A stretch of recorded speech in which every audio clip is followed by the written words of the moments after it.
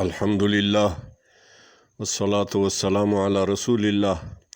د ما ډیرو قدرمنو مؤمنو ورونو او مؤمنو خوندو، الله تبارک وتعالی په قرآن عظیم شان کې د سورة انفال په 40 آیت مبارک کې موږ تاسو ته ارشاد فرمایي: یا ایها الذین آمنو، ای مؤمنانو، استجیبوا لله وللرسول، اطاعت وکئ،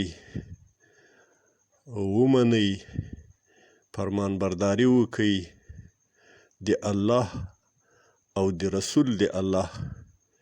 اذا دعاکم، کله چې بولي دغه رسول د الله تاسې لما یحییکم، هغه څه ته چې تاسې ته ژوند درکوي، ستاسې ژوندي ساتي، د تاسې ژوند تر هغو پورې موقوف ده.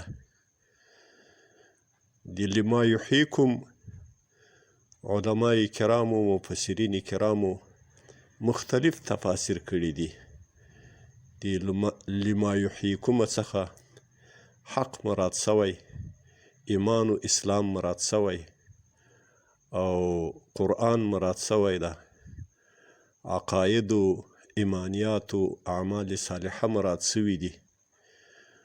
خو امام نصفی رحمه الله په تفسیر نصفی کې لیکلی دي چې لما یحییکم څخه علوم دی عباداتو، دیاناتو او علوم دی شرائع مراد دي. ځکه د عباداتو علوم او د شرائع علوم چې عبادات د انسان د ژوند مقصد دي، او شرائع ماسوا له عباداتو څخه هغه د انسان د ژوند ضروریات دي. نو هغه فرض عین دي، او شرائع ماسوا له عباداتو هغه فروض کفایي دي. نو علوم هم د عباداتو علوم فرض عین دي، او علوم د شرائع ماسوا له عباداتو دا فروض کفایي دي. هم په نارینه باندې فرض عین و فرض کفایي دي، هم په زنانه مسلمانه باندې فرض عین و فرض کفایي دي. نو امام نصفی رحمت الله علیه لما یحییکم څخه چې د الله رسول تاسې ورته رابولي او د تاسې په همدغه څه کې ژوند ده، تاسې ته هغه څه ژوند درکوي، هغه تاسې ومنئ، امتثال یې وکئ او اطاعت یې وکئ. نو هغه څه علوم دی عباداتو او علوم دی شرائع مراد دي. ځکه وایي په دې سره حیات راځي، د انسان د انساني قشر حیاتو سره تړلی ده. او که انسان جاهل وي نو دا د مړه په شان ده. بیا یو شعر را نقل کړی په تفسیر نصفی کې، و یو شاعر فرمایي چې لا تعجبن الجهول حلته فذاک میت وثوبه کفن. وای تعجب مکوه ای انسانه په جاهل انسان باندې، که هغه نارینه یي که زنانه یي، په حله و په جامه او په لباس د هغه باندې تعجب مکوه، په لباس باندې مه غولیږه او مه خطا کیږه. لباس دې تا ته ډېر غوره ښکاره نسي. فذاک میتون، دا په دې لباس کې دننه څوک چې په دوو پښو ګرځي او راګرځي، دا په اصل خټه کې میت ده، چون جاهل ده نو دا میت او مړ ده. وثوبه کفن، او ثوبه او جامه یې کفن ده. د ما مؤمنو ورونو، د دې آیت مبارک له لوستلو له ترجمه کولو څخه زما مطلب دا ده چې د اسلامي نظام ممثلین او د اسلامي نظام چلونکي علم باید داسې عام کړي لکه څرنګه چې هوا عامه ده، لکه څرنګه چې روزي عامه ده، لکه څرنګه چې اوبه عامې دي. که هوا نه وي په دنیا په مخ باندې، په دې دنیا باندې هوا نه وي، ژوند یې ساری نشي پاته کېدلی. که رزق و روزي نه وي، خوراکه نه وي، ژوندي ساری ژوندی نشي پاته کېدلی، او که اوبه نه وي ژوندي ساری ژوندی نشي پاته کېدلی. دا خو دغه ظاهري حیات ده، او هغه حقیقي حیات چې ده هغه بیا تر علمه پورې موقوف ده. نو علم هم تر روزي، تر هوا، تر اوبو په ډیر اهمیت سره، ځکه علم حقیقي حیات انسان ته وربخي.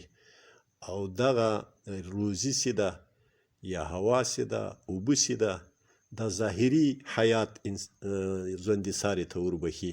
ځکه ډیر ژوندي ساري په مخ د دنیا شته چې هغه حیوانات دي، څلوربول دي، چارپایان دي، هغه هم دې شیانو ته ضرورت لري او هغو ته هم ژوندي ویل کیږي. هغه هم یو قسم ژوند خو لري، خو لیکن اصل حیات او اصل ژوند د علم ده. هغه څوک چې هغه په علم په ګېڼه باندې ښایسته یي، مزین یي، هغه اصل کې ژوندی ده. او څوک چې له علمه محروم و، که هغه زنانه یې مړه ده او که نارینه یې مړ ده. نو د ما مطلب دا ده چې دغه له دیني نه له د باندې چې له یوې او له بلې خوا غږونه پرې باندې راکېږي چې مسلمانانو اسلامي نظام والا خلک دي، علم ته د علم دروازې خلاصې کړي، علم ته د توجه وکړي، علم د عام کړي. دا د هغو غوښتنه نه ده، دا د موږ د قرآن غوښتنه ده، او دا د موږ د مسلمانانو غوښتنه ده، د موږ د ایمان غوښتنه ده، د موږ د حقانیت غوښتنه ده، د اسلامي نظام غوښتنه ده.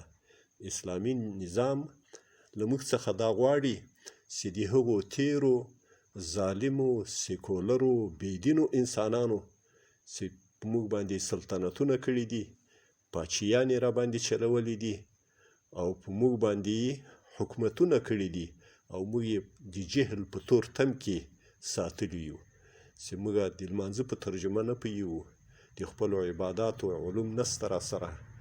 په 90 کې 99 کسان د عبادت په علم باندې خبر نه دي، د عبادت علم نشته ورسره، نه په نارینه‌وو کې نه په زنانه‌وو کې، د معاملاتو علم نشته راسره، نه په زنانه‌وو کې نه په نارینه‌وو کې. او دا دواړه طبقې مکلفې طبقې دي، دا دواړه مکلف دي په دې باندې چې فرضي عبادات د دوی په ذمه باندې فرض دي، علوم یې هم فرض دي، فرض عین دي.